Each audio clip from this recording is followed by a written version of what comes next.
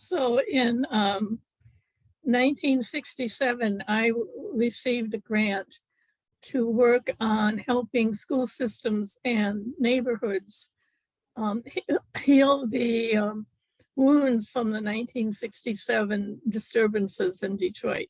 And the organization was called New Perspectives on Race.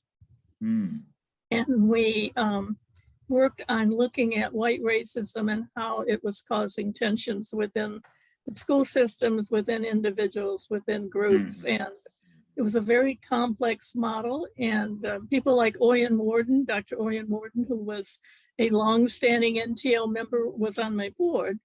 And as I was working on implementing the work of New Perspectives, Oyen said, Pat, this is going to be sort of funny, but Pat, you don't have a PhD yet, and you keep applying for government grants, and you can use my name all you want, but I recommend you might want to study with Ron Lippitt. And then he told me who Ron Lippitt was, who was one of the co-founders of NTL, and about Ron Lippitt's PhD program at the University of Michigan.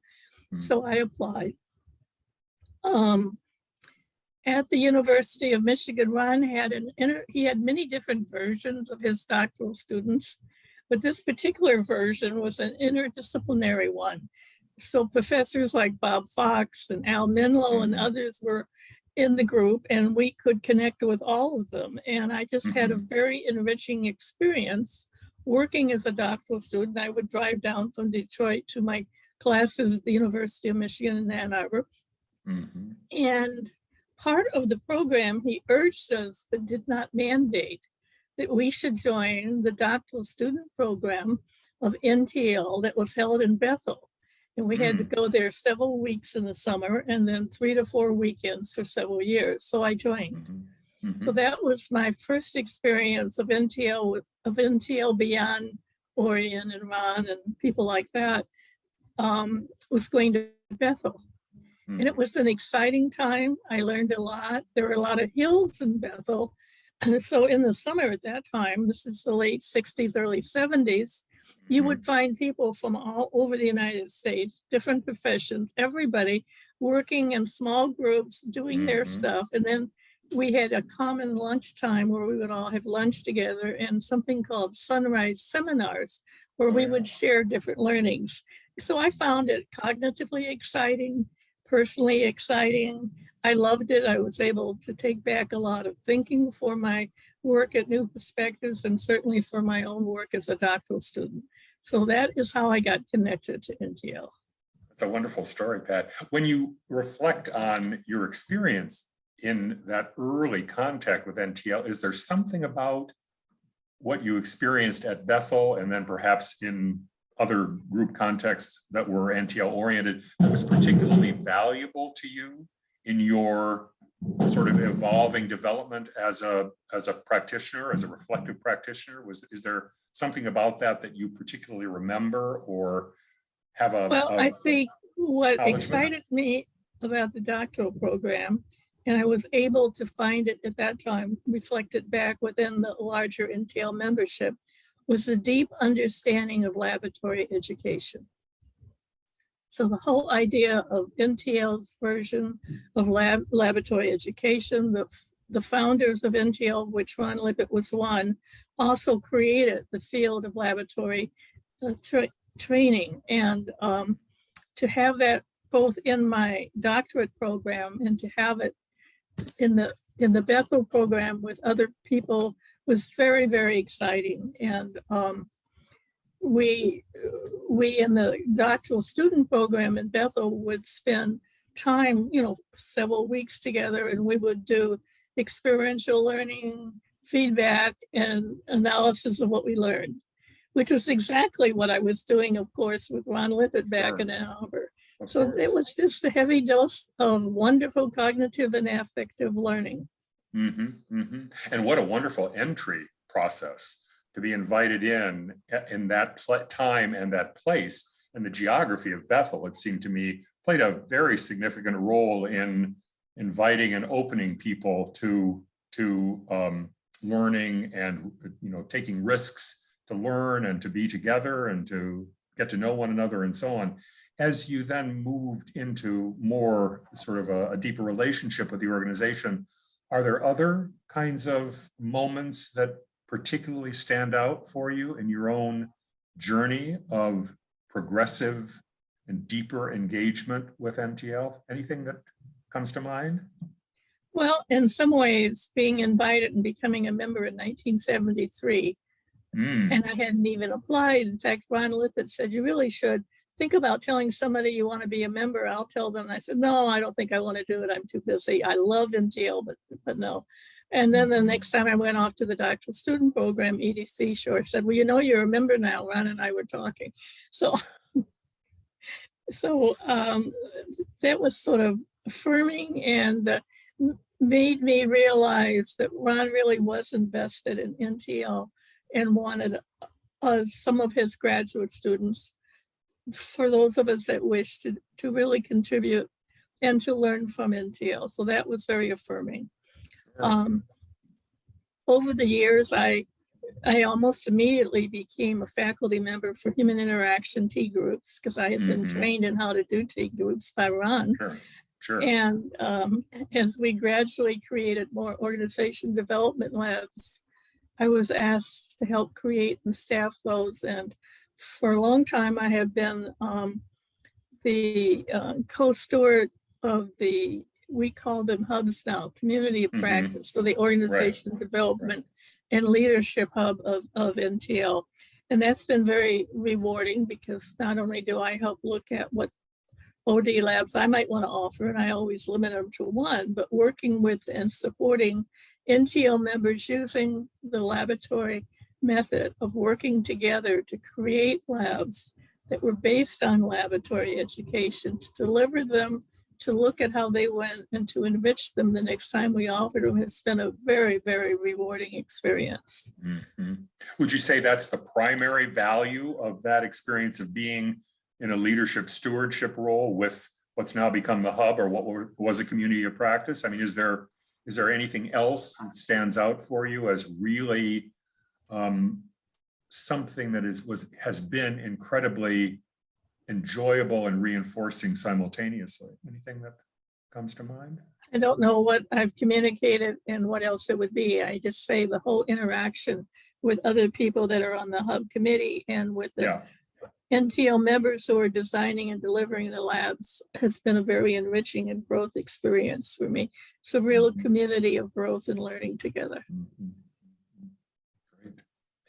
Well, anything else about NTL as an organization, your experience of being in NTL, working with your NTL colleagues, representing NTL in the larger world, anything else that you've noted that has been particularly noteworthy and personally fulfilling or satisfying for you?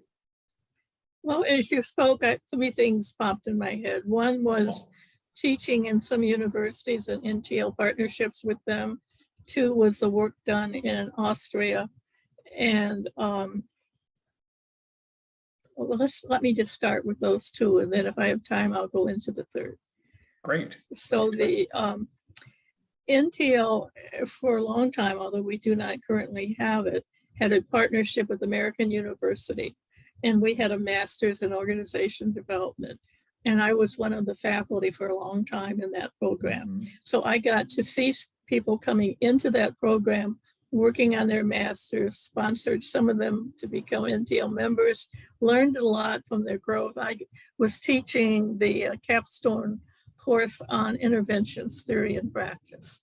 So it was very enriching to see what they were thinking of. And that was something at that point in their master's growth, it was what they were about to take out into the world. So that whole experience was very enriching. We had a second partnership that I also got to teach in. And Donald Klein and I co-taught a course on conflict management in Cleveland State University Psychology Department. We created an NTL Cleveland State Masters in Diversity. And we did a lot of outreach to the Cleveland community. And it was a real honor and growth experience to do that. and to also be working with my colleague Donald in a different kind of a way, because it was more of, in that particular program, we would be there, I'm trying to remember, maybe 10 days, maybe 2 weeks, all day long. So, you know, you got to know each other more like doing a lab than doing a grad course. And that was very enriching. Yeah. The third experience was when Diane Porter was the president of NTL. The last year of Clinton's second presidency, the American ambassador to Austria asked Diane if NTL could come and do a workshop on anti-Semitism, on anti-racism, and ethnophobia. And so there was a group of us. Elsie Cross was our dean, myself, Michael Brazel, Red Wilson, went and spent 10 days working with folks on this workshop. And it was at a time the ambassador had asked for it. It was a time when the Haider Party in Austria had gotten very powerful, had won most of the major elections. And this was a really pro-Nazi party that Hitler was very, very important to them. And so the whole idea of the workshop, where we had bankers and army and educational folks, NGOs, lawyers and others from Austrians, the whole idea of the workshop was to give them a different way of looking at these issues. Many of the military people in that workshop, if not all, I'm going to say all, but I'm trying to be data-based, were part of the Haider Party. So when we would do our large group and then break off into small group and come back, we had some very interesting feedback and analysis at, times with each other. What many of the Austrian professors, lawyers, and that would say to me during breaks was, well, we're watching how you NTL staff are both hearing the Haider Party folks and yet not accepting what they're saying, but also not putting them down. And that's not part of our Austrian culture to speak up at all. And one of the bankers kept a running list of every sentence I ever said and showed me he was keeping those so he could use them as sentence stubs going forward. So that was also that's another example of a very enriching experience. Is there something about teaching that is particularly fulfilling for you personally? I mean, you've alluded to a number of experiences you've had that were extremely enjoyable. If you think about your role as a giver of information and a supporter of the development of competence and perspective and so on, is there anything in that process or that role that is the most satisfying to you, do you think? Well, I think with my personality and my capacity to want to be a change agent who had worked on white racism as an undergraduate at the University of Michigan, a protester, I would never have made a good didactic professor. But using laboratory education, every time I taught anything or did a lab or did workshops with clients, I was able to use the depth and breadth of what I had learned. So somehow employing the principles of adult learning and experiential learning were obviously an opportunity to kind of expand what would be a more formal traditional academic approach, if I'm understanding you. So to be politically correct, I would say adult learning and experiential learning, but I'm saying deliberately laboratory education that was co-founded by the founders of NTL because it has more depth and more breadth. And so I was deliberately using that term. You weren't incorrect, but I was trying to stress the laboratory part so that we often say things are workshops, or we say to clients, and I've helped redesign Michigan Bell, for example, Environmental Protection Agency, large agencies using transformative things, but the principle of we are in a laboratory together. We are trying to be together. We're trying to have experiences, make sense out of those, get feedback through the scientific database that Ron used to so aptly stress and go Yeah. forward together. So that's what really gave me pleasure. Well, I'm really very cognizant and grateful of your sort of framing of this whole set of experiences as grounded in a laboratory approach, a laboratory learning approach. I think it's something which oftentimes people who do our kind of work and work together with adults in some kind of learning environment do not frame it as we're thinking about being together, learning together, trying to embody as concretely and effectively as possible principles of laboratory experience. We're experimenting, we're trying things out, we're taking risks, we're learning together as co-learners in a laboratory. I think it's thank you for. But thank you. I Yeah, like the way you just paraphrased it. I also want to stress that laboratory education, learning, training model is something that should, in my mind, I'm going to put a should in here, should be used whether we're doing interpersonal, what's called group, or organizational or community, the whole range of the system. And that it is not laissez-faire, the laboratory training. I often find some graduate students, some clients, sometimes some colleagues in NTL that sort of think we're all just going to go off and learn together. Whatever comes up, comes up. It's whatever comes up related to the desired outcome that we need for that learning experience. So it really can enrich and create sustainability for an organization, for example, but at a very deep way, a deep connection of people together and a very deep connection to social equity. So it's realizing that it goes through the system. I would also say that another thing I often find, since I'm being interviewed and I get to control a little bit about what I'm saying, exactly. is the word group. So there's still some people that think that the strength of NTL was the invention of the T group. If you read the book Laboratory Education that was edited by the founders, in their mind, the word group applies to all levels of the system. That an OD laboratory education experience is based on all the principles of learning together for a desired outcome. It is not expert OD. Just as if you would go to the community level or you would go to what we call training groups in NTL. So starting back when Ron was a doctoral student with Kurt Lewin, the whole idea back then and what Ron would stress was that the word group, 2 or 3 people together working at whatever size it is at different levels of a system. And he was talking system levels back when I was in his doctoral program, are what makes the change happen. That we are change agents and we can choose to plan it. We can appreciate our future and plan for it. And he would also stress that we gather data before and during and after our work together to see if we're achieving what is desired. So I guess the word group is another trigger word for me.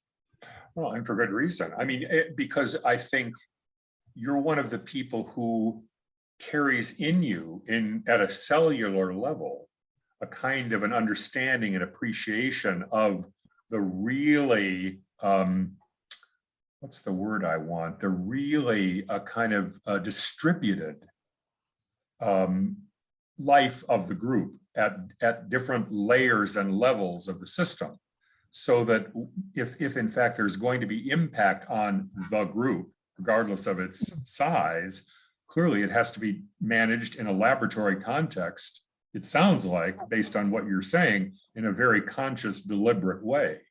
And that is part of what you've been, it seems, as an outsider and an admirer and observer of your work, you've been able to maintain a kind of a stewardship for and commitment to through the course of the influence you've had in the organization. Yes, I think most of us that are working on the labs that we are delivering, although now they're all virtual in the OD, hub is certainly based on what you just said. Yeah. I haven't done a lot of details on any experiences, but I wondered if you got some. Is there a particularly what rich, multi-layered story that you can share that kind of helps kind of carry forward in a very clear way our understanding of the experience you've had in the organization and the organization's impact on you. In other words, the sort of the parallel kind of influence that you've had on NTL and NTL has had on you. Is there a kind of a experience that you can share with us? It's a quasi NTL experience that popped in my head as I just listened to you. Okay. So after I got my PhD and I began to be centered in doing the type of work and learning together within NTL, and particularly in Bethel, I would go there every summer. But there were some people that were not finishing a PhD, such as Kathy Dannemiller, that I would stay close to, a Ron Lippert student. So Kathy would be talking about, she was just getting the notion that she was going to have this big contract at Ford, and asked me if I could work with her on it. And I said, unfortunately, I can't, because I am creating another big thing, which I did, which I'll share in a moment. And but we stayed close touch about giving each other phone calls and how do we do it. So the whole idea of creating an informal network, some were NTL members and some were not, but all committed and had a common understanding of Lippett's approach to laboratory education, which all of the founders of NTL were committed to, I think shows the influence of NTL. What I was doing, which is why I couldn't work with Kathy Dannemiller, was that I was creating with Jim Crowfoot at the University of Michigan School of Natural Resources, a graduate program in consensus-based mediation for complex multi-party, multi-issue disputes. And I was also beginning to mediate. I was the first mediator of consensus-based approach in Florida, and mediated the Kissimmee River. It was the first time a mediation like that was done in Florida. And it's the first of the Everglades restoration work that was done. And it's the only one that now, decades later, is actually being implemented. Right. That was an important vanguard piece of work, was it not? It was a vanguard. And ultimately, I was asked to come to Florida and do some follow-through work. So here I had, and I was calling Kathy when I was beginning to do the work. I was not yet a resident of Florida. And I was, because I was talking with her about resistance. So I had, in the Kissimmee River, we had federal agency participants, we had cowboys, we had environmentalists, we had county executives, we had all kinds of people that were part of that group that had standing. And it was a voluntary mediation, but if they didn't show up, they felt that they would get in trouble because the governor was going to take away, it's a legal thing about the 480 process. So they were mediating with me, and my ground rule when I came down, because they were told there was a female FUD, PhD FUD, from the University of Michigan that might be able to work with them. My ground rule was that we could only work together as long as they wanted me. And I was not going to have a contract. It was supposed to be a 3-year process. And any simple majority, anytime, and I'm out of there. And to the governmental folks' surprise, the leaders of wanting me to stay always were the ranchers and the more conservative people that who had actually been suing the governor to get out of doing anything with the Kissimmee River. We were dealing with their land. Right.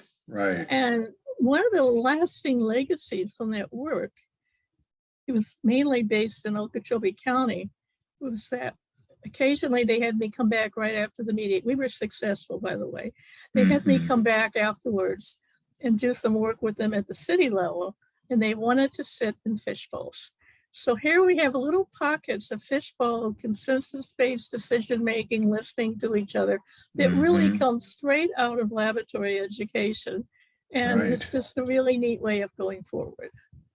Well, and what a wonderful reinforcement of the way in which you both led people into an experience and an understanding of what participation involves and what really consensus-based democracy and democratic process is really all about. And clearly, the wonderful reinforcement for that is you get asked back. Right. get appreciated. Right. And But it was really enriching. It was enriching to see the clearly, growth.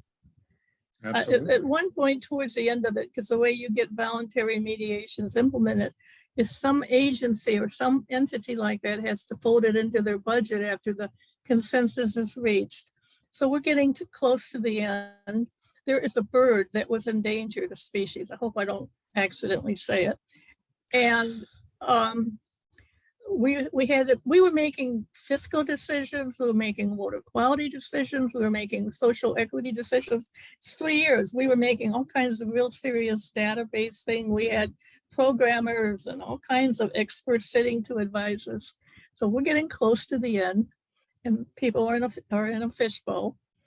A fishbowl, for those that may not know, is where you have an inner circle of people that talk and an outer circle, the other participants listening. And there was a rancher in that fishbowl, and he grabs the knee of the Environmental Protection Agency head that was sitting next to him. And you may have to edit this out, but what he said was, "I hate that goddamn," the name of the bird. "However, if you change the wording to this and we put it in the agreement, I'll accept it." Oh my. It just really shows the power if people can work together, think together, disagree together, but keep moving together. A lot of change could be done. And I think I would really wish we could restore more of that to our society today.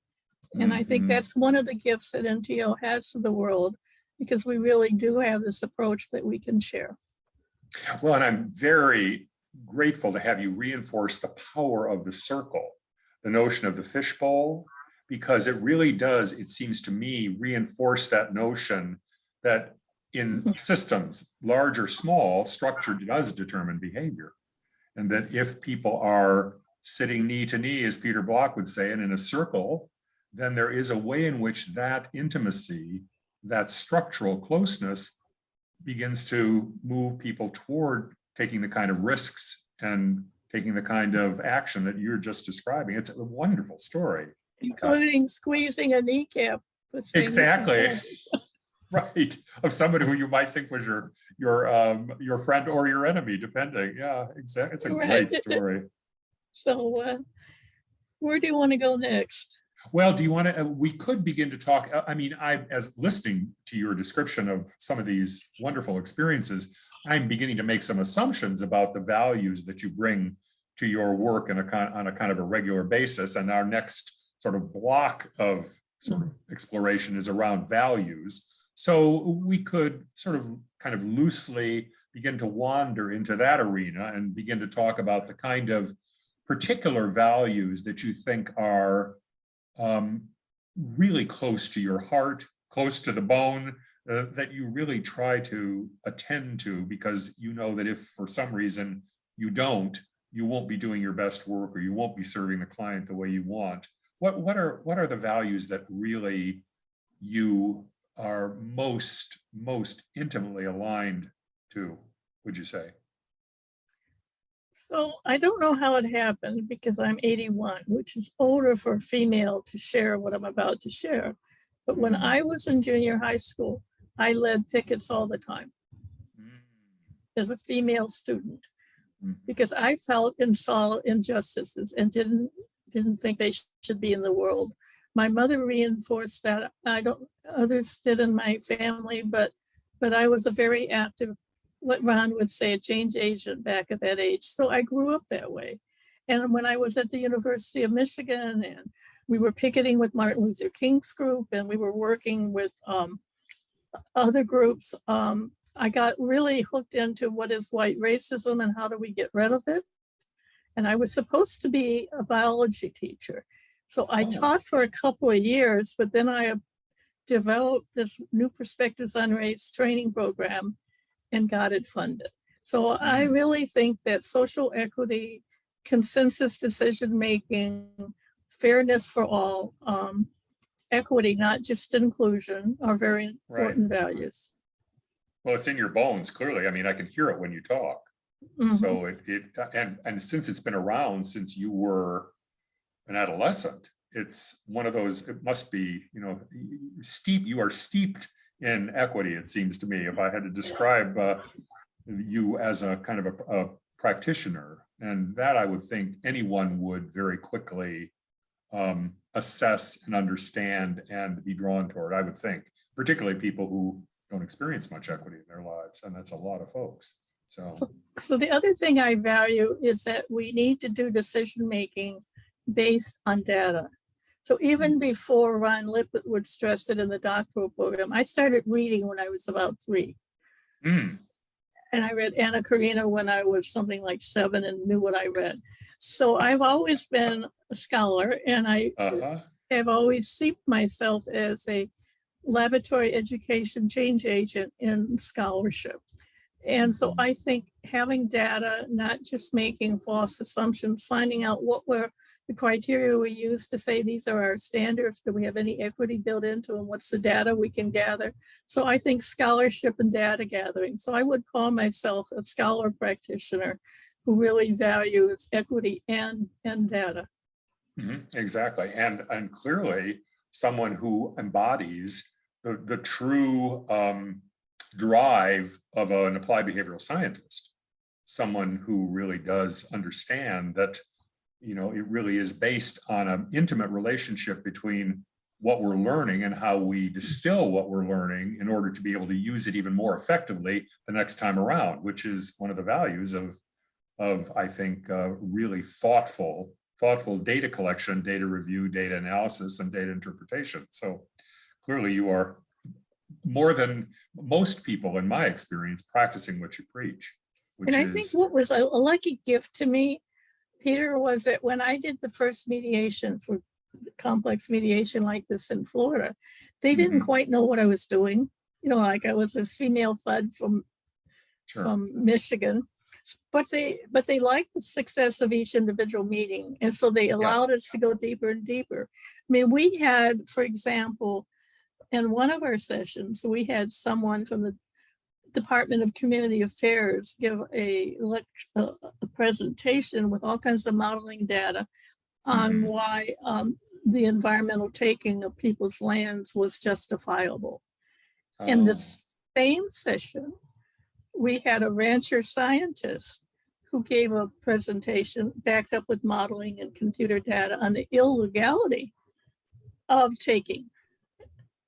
And then they had to go in their small groups and think about it, mix and match people that believe and didn't believe, and come up with some real decisions on what are the recommendations for a particular issue we were looking at. That's why we were looking at that species of bird.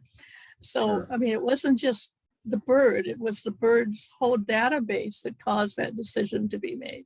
So I just think it's exciting. I get excited when I see a group work with all these things. Oh, absolutely. Well, then if we're going to turn this to you, Pat, if you were to step to the edge of your own life and practice, and I mean, you cited a number of things which are core values that are bedrock kind of commitments that you make to your work and to the people with whom you work. What do you, when you reflect on yourself and your own professional and personal evolution, what's the thing you most value in yourself? I don't know what that means, but to me, the answer is me being me. Okay, so if I could take the risk to overinterpret, it sounds like what you're saying is you appreciate your efforts to be authentic. Am I putting words in your mouth? No, except that I would say by being to be authentic, and if not, to immediately note it and share it. Right. To be open and transparent about who I am and what I'm trying to do. And I mean, I was the first school superintendent in the state of Michigan for a K-12 school district, in a school district where the Klan was the head, the sheriff was the head of the Klan, and we had 3 white villages and 2 African-American villages. And I brought in a lot of NTL colleagues to come in as consultants when I was doing that work. I felt, particularly during that piece of work, I really had to stay true to my values. My daughters were in the 3rd and 5th grade. My husband at that time was teaching in the Detroit area. So I had them with me in a little red log cabin. And I hired the first African-American head of finances for a school district. Mm-hmm. And it was a time also when Title IX, and I was written up for advocating for Title IX. And I got beaten up in the newspapers. And then all of a sudden, one of the reporters realized that he'd gone to high school with me. And so then he wrote a defense of me. So during all that time, I could have covered the big learning for me during those years, because I wanted to protect my daughters. I wanted to stand up for being a good female superintendent and all that stuff. Of course. But Of I course. had to walk so many roads and just say, what you were just asking me, what do I really believe in this moment? And I would give credit to Ron Lippitt, to the NTLT groups, to the program, the doctoral program I went through that really helped deepen my use of self. Right.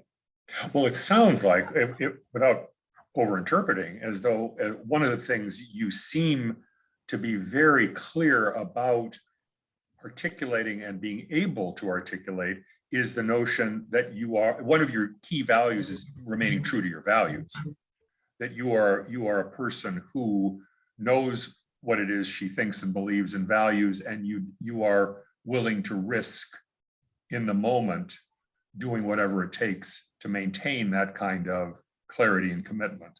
Am I overinterpreting, or does that? No, except there's a weakness that I always have to watch. I think we all do, which is, what if the values that I'm articulating and clinging to really based on assumptions that if I dug deep, I would find out, for example, that it was a very clever way of perpetuating white privilege, for example. Right. So it's trying to look at, what are my values that I'm thinking of in this moment? Are they clean values? Are they equitable values? And how do I listen and learn and go forward?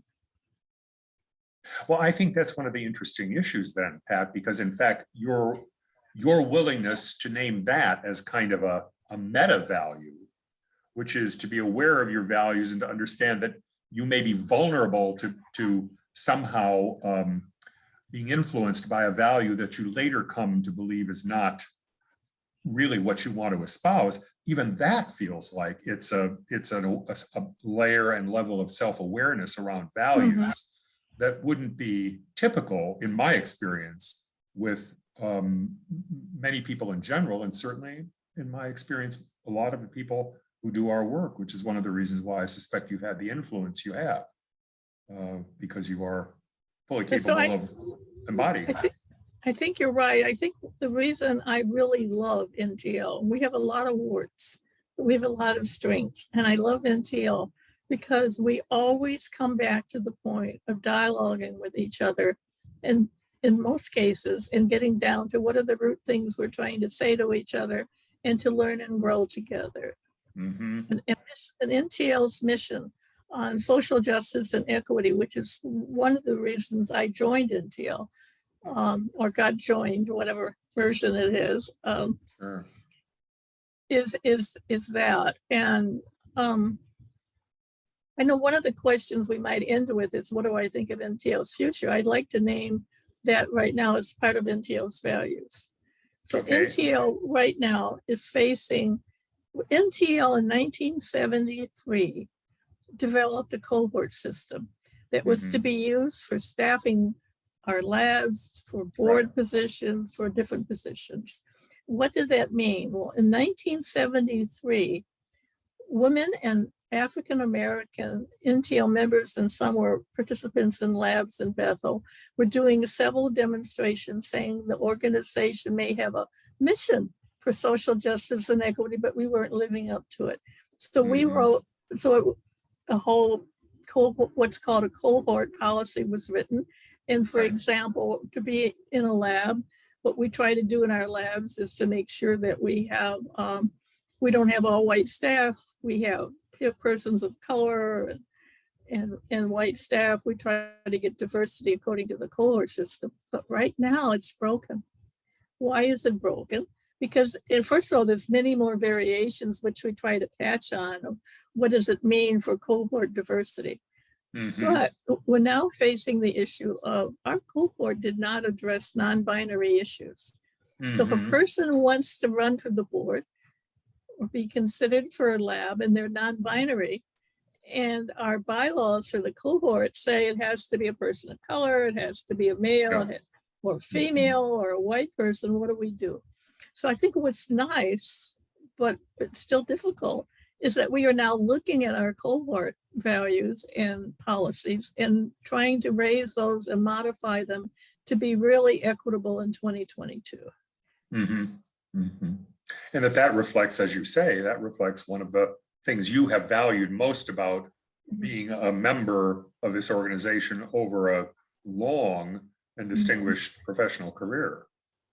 So when you think about then, if we're going to then take this to the end, in other words, in terms of thinking about what difference this difference might make for the future, what do you see in your own mind? What would you believe would be the best possible So future, the ideal what I future for see, NTL? I'm on the cohort committee. So if we're successful, it will be an updated or maybe totally recreated cohort system that really Mhm. is equitable for 2022. The committee I'm on just sent to the NTL membership a description of how the cohort system got created, because some of our newer members don't really know. And Mhm. an invitation that if anybody is interested in working with each other and with the committee on creating this new vision and new policies for cohort, to contact Kathy Royal, who's chairing that committee. So Mhm. I would say if we can do that, it's a great gift to the world. I think it'll enrich our work with the world and certainly enrich our internal policies. Mhm. Mhm. Yeah, I think I couldn't certainly agree with you more. Well, is there anything else that you would like to share about your experience, both in the organization, your experience of being a professional person who's had a commitment to working in a particular way, embodying and espousing and putting into practice the values that you believe in, that thinks about the future of the organization? Is there anything that we haven't had a chance to talk about that you were hoping we could? Not really. You've been an excellent person to ask me questions, but not guide me, give me freedom to respond. And I Oh, think we've covered almost everything. Is there anything you can think of?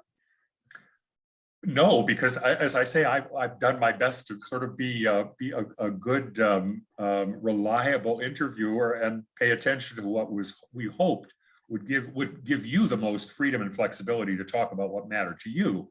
And if you feel that that's been the case, it really is a matter of making sure, just this one last question, anything left unsaid, Pat, anything that you had hoped to be able to put on the table or to reinforce or to review or sort of sink into and roll around in, or anything that No, I do want fun? folks that are listening to this to know that, because Peter and I are on the committee, that Kathy Royal is also chairing this committee on planning our celebration for the 75th Jubilee. And that individual interviews will be available and all of the interviews will be listened to by an expert, and a 30, 60, or 90-minute, whatever they decide, Right. uh, will be created that Mhm. can be used during our celebrating the 75th Jubilee of NTL. Certainly hope that anyone listening to this, if it's not too late, would sign up, because it's open to anybody in the world to join us.